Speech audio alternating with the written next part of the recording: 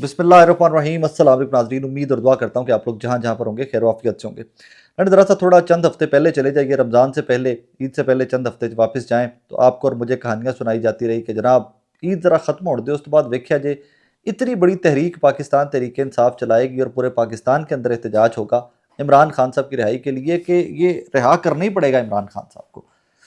उससे पहले मैं एक दो दफ़ा आपके गोश गुजार कर चुका हुआ था कि पाकिस्तान तहरीक इंसाफ को टेक्निकली बड़े अच्छे तरीके से, बड़े समझदार तरीके से सहाफ़ियों से और तहरीक इंसाफ के अंदर फूट इस तरह डाली जा रही है कि इमरान खान साहब की रिहाई को नॉन इशू बना दिया जाएगा। That has exactly happened. बहुत सारे वो लोग जिनके एक्शंस कॉम्प्रोमाइज्ड थे, जिनके एक्शन से आइडिया होता था कि वो विकेट के दोनों तरफ खेल रहे थे और एक टिकट में दो दो मज़े ले रहे थे, अब आकर वो खुल खुलाकर उन लोगों के ऊपर तनकीद करना स्टार्ट हो गए कि जिन्होंने जब्र में, फस्तायत में, यजीदियत में बड़ी हिम्मत से वक्त काटा है। लोगों ने सज़ाएँ काटी हैं, लोगों ने जबरी गुमशुदगियाँ काटी हैं, लोगों के ख़ानदानों के ऊपर कैसा कैसा वक्त आया है, लोगों के पॉलिटिकल करियर तबाह किए गए हैं, लोगों के सहाफ़ती करियर तबाह किए गए हैं। लेकिन उन्हीं लोगों को अब कटहरे में लाने की तैयारियां हैं और कटहरे में एक दूसरे को लाया जा रहा है। कोई भी हुकूमत वक्त ये काम नहीं कर रही, ये तहरीक इंसाफ खुद से काम कर रही है। मैं ज़रा खुल के आता हूँ, मैं खुल के बात करता हूँ। अली बिन गंडापुर साहब की ज़ात के ऊपर बहुत सारे इल्ज़ामात माजी में लगते आए और उन इल्ज़ामात का जवाब ऑब्वियसली वो देंगे। हम कौन होते हैं जवाब देने वाले? हाँ, हमारे पास इन्फॉर्मेशन हो, हमारा प्लेटफॉर्म हाजिर ज़रूर है कि अगर उनका कोई वजन हो तो हम वो ज़रूर कोट करने के लिए बैठे हैं। इसी तरह अली बिन गंडापुर साहब के ऊपर जब अक्टूबर के एहतजाज के बाद, 26 नवंबर के बाद बहुत सारे इल्ज़ामात लगते रहे कि जनाब अली बिन गंडापुर साहब जो हैं वो विकेट के दोनों तरफ खेल रहे हैं एंड ऑल दैट, तो उसके बाद कहानी एट वंस इस तरह बढ़ी कि जनाब सीएम केपी के हो सकता है चेंज हो जाए। इससे पहले कि सीएम केपी के चेंज हों, इससे पहले कि इमरान खान साहब की रिहाई के लिए प्रेशर बढ़े, इससे पहले कि पाकिस्तान तहरीक इंसाफ का वर्कर, वोटर, सपोर्टर उठकर खड़ा हो जाए कि भाईजान आपने कहा था ईद के बाद कोई एहतजाज होगा, वर्कर रेडी है, लीड कौन करेगा? बिकॉज अब बुशरा बीबी तो नहीं है, she is in the jail.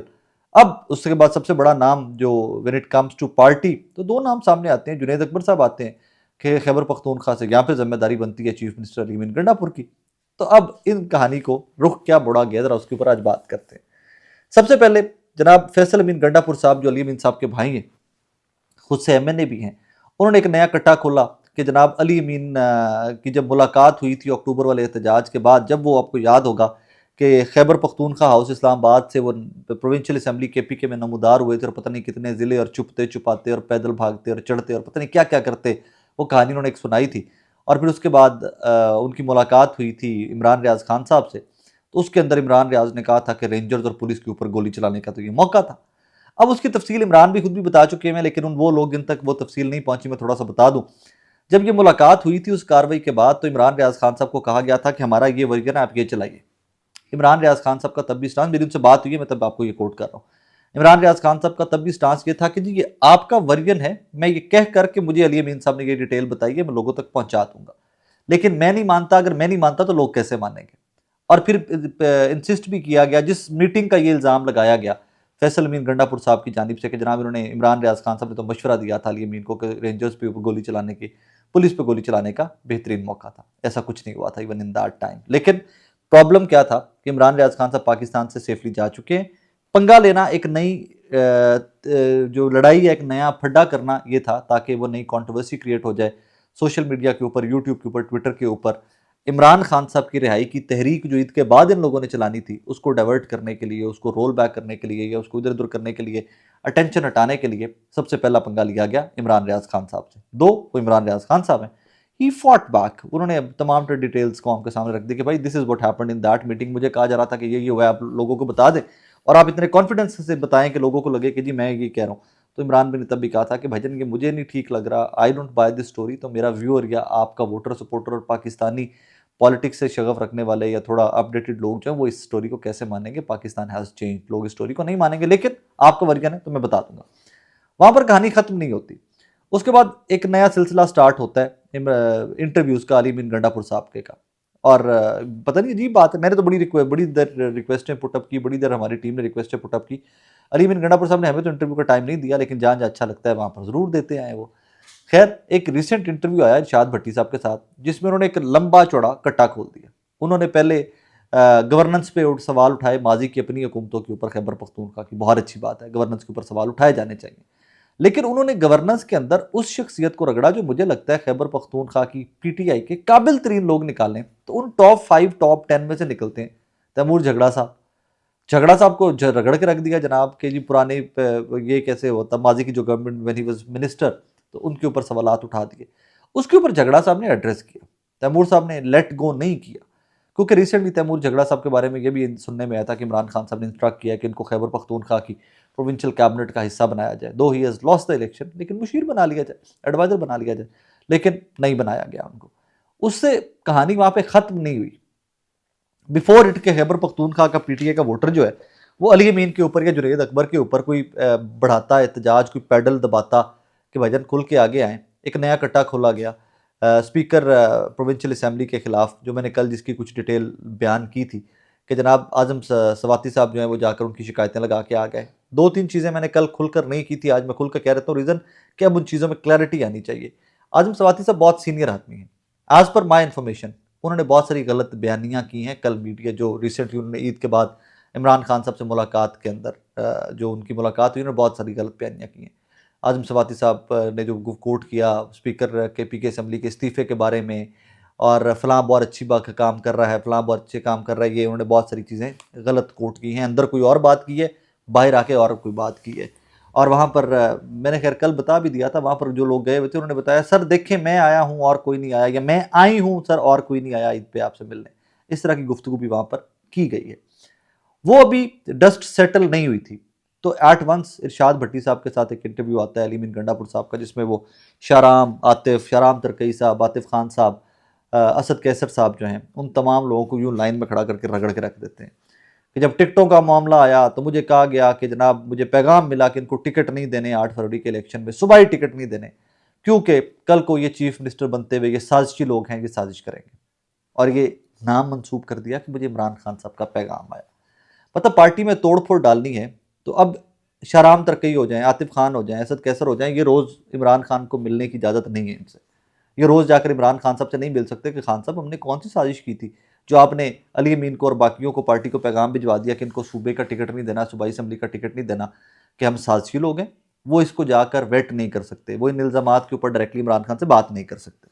Ali अमीन या बैरिस्टर सैफ ईवर जब चाहे इमरान खान साहब से मिल लेते हैं, और मजे की बात यह है कि 1-on-1 मिलते हैं। बैरिस्टर साहब भी 1-on-1 मुलाकात होती है, अली अमीन गंडापुर की 1-on-1 मुलाकात होती है। हो क्या रहा है, चल क्या रहा है, इसके ऊपर मेरी टेक या मेरा एनालिसिस क्या है, मेरी जो कुछ ज़रबे तकसीमें दें तो मुझे क्या समझ आती है। इतने कट्टे खोलने का मतलब ये है कि दो चीज़ों के ऊपर से अटेंशन डाइवर्ट करना और एक होनी को, जो होने को है उसको टालना।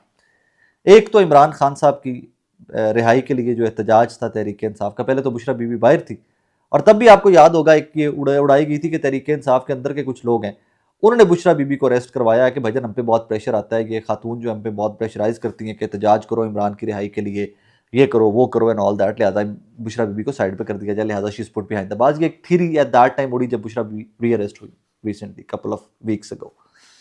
उसके बाद अब वो टाइम आन पहुंचा, ईद का लॉलीपॉप दिया गया था तहरीक इंसाफ के वर्कर वोटर सपोर्टर को, कि लॉलीपॉप दिया गया था जनाब के ईद के बाद बहुत बड़ा एहतजाज होगा इमरान खान साहब के लिए, मुल्क की एहतजाज होगा, स्टेटमेंट्स ऑन रिकॉर्ड पड़ी हैं तमाम लीडरान की।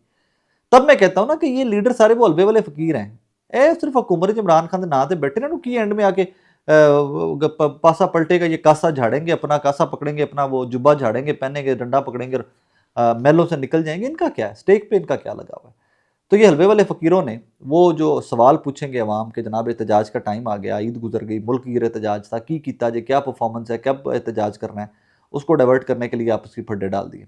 अब आपका तहरीक इंसाफ के वोटर सपोर्टर वर्कर का सारा फोकस फड्डे पर रहेगा, फलां ने फलां को ये कह दिया, देखें तहरीक इंसाफ में टूट फूट, ये है और ब्ला ब्ला ब्ला, बाय डिज़ाइन ये किया गया। एक नंबर 2, मेरा एनालिसिस के ऊपर एक और भी है, मुमकिनात में से है, और इसके ऊपर अच्छा खासा काम किया गया था, ये माजी में खबरें भी निकली हैं, इसके ऊपर होमवर्क जारी था कि हो सकता है सीएम केपीके को चेंज कर दिया जाए, अली मीन गंडापुर साहब को चेंज कर दिया जाए। सो चेंज करने की अगर हो सकता है कोई प्लानिंग चल रही हो, ये मेरा एनालिसिस है, कि मेरी कोई खबर नहीं है, ये मेरा सियासी तज्जिया है हालात वाक़यात को देखते हुए। हो सकता है कि प्लानिंग चल रही हो, सीएम के चेंज करने के अंदर स्पीकर का बड़ा किरदार होता है, तो स्पीकर के किरदार को सामने रखते हुए पहले स्पीकर को टारगेट किया गया कि जिससे इस्तीफ़ा लिया जाए, तो वो टारगेट किस हद तक होया नहीं होया स्पीकर वाला मामला, वो स्पीकर साहब इस्तीफ़ा देते हैं नहीं देते खैबर पख्तूनख्वा की असम्बली के स्पीकरशिप से, वो अभी in days to come, excuse me, वो in days to come clear होगी सिचुएशन। अब यहाँ पे जो असद कैसर, आतिफ खान, शाहराम तरकई और बहुत सारे जो लोगों को कंट्रोवर्शियल कर दिया गया है, उसका एड्रेस तो इन इश्यूज़ को वो खुद से ही करेंगे, आप और मैं तो नहीं कर सकते। लेकिन एक ज़रूर है कि इस लॉबिंग में, इस ग्रुपिंग में डिवीजन इतनी ज़्यादा क्रिएट कर दी गई कि जो कल को वोटों की ज़रूरत पड़नी थी नए चीफ मिनिस्टर के इलेक्ट करने के लिए, वो वोटों को डिवाइड कर दिया जाए। और ये भी बहुत स्मार्टली प्ले किया गया।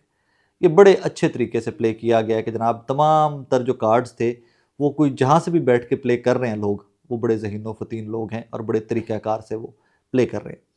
सवाल अब यहाँ पर ये पैदा होता है कि ये इतने अच्छे तरीके से कार्ड्स प्ले करते करते क्या ये लोग अपने टारगेट्स को अचीव कर सकते हैं? क्या इमरान खान साहब के जेल में होने को इग्नोर किया जा सकता है, परमानेंट इग्नोर किया जा सकता है? ठीक है, the man is behind the बास, रहन दियो उत्थे, ठीक है, गवर्नमेंट चल रही है, अली मीर मौजा लग ने सीएम है, ठीक है, सब ठीक है। नहीं हो सकता। क्या अली अमीन अगर इसी तरह हर बंदे से टक्कर लेते रहेंगे खैबर पख्तूनख्वा के अंदर, तो क्या वो एक कंफर्टेबल चीफ मिनिस्टर होंगे 2/3 मेजोरिटी के बावजूद? क्योंकि उनके ऊपर इल्ज़ामात के बार-बार एक चीज़ को मैं रिट्रेट कर रहा हूँ, बार-बार आपकी खिदमत में गुजारिश कर रहा हूँ कि तहरीक-ए-इंसाफ को खैबर पख्तूनख्वा के अवाम ने इमरान खान की रिहाई का वोट दिया हुआ है। वो अली अमीन की जगह पे कोई बच्चा भी होता ना उठाकर लगा देते, तो अगर वो इमरान खान की रिहाई के लिए काम कर रहा होता तो वो कामयाब होता और वो पॉपुलर होता। अली अमीन बहुत जल्दी पॉपुलैरिटी लूज़ करते जा रहे हैं, वो यूँ डन करके डिक्लाइन आ रहा है उनके एक्शंस की वजह से, उनकी गुफ्तगू की वजह से, उनकी स्टेटमेंट्स की वजह से। सो मुझे नहीं पता कि कल को ये एहतजाज अगर करते भी हैं तो उसमें अली अमीन का क्या रोल होगा और अली अमीन का क्या किरदार होगा। लेकिन अली अमीन अपने किरदार की वजह से मशकूक जहाँ पर पहले थे, वहीं पर पॉपुलैरिटी की लैडर भी नीचे बहुत जल्दी से आ रहे हैं। वो नए होता है ना लूडो में 99 वाला सांप, ये 99 से टक करके नीचे आ रहे हैं अली अमीन। सो मेरी नज़र में तो ये 2-3 टारगेट्स थे जो अली अमीन साहब जो जिस चिंगारी को हवा दे रहे हैं, ये चिंगारी अगर हवा पकड़ जाती है, ये आग अगर आगे निकल जाती है, तो फिर मामलात आगे बढ़ते जाएंगे। अभी तक तैमूर झगड़ा साहब ने खुल-खुलाकर एड्रेस किया है अली अमीन साहब को या इल्ज़ामात को। आतिफ खान साहब, शाहराम साहब, असद कैसर साहब क्या कहते हैं, मुझे नहीं पता उसका। लेकिन मेरी अक्ल समझ के अंदर ये चीज़ें आती थी जो मैंने आपकी खिदमत में गोश गुज़ार कर दी हैं। अपना बहुत सारा ख्याल रखिएगा, दुआ में याद रखिएगा। अल्लाह हाफ़िज़।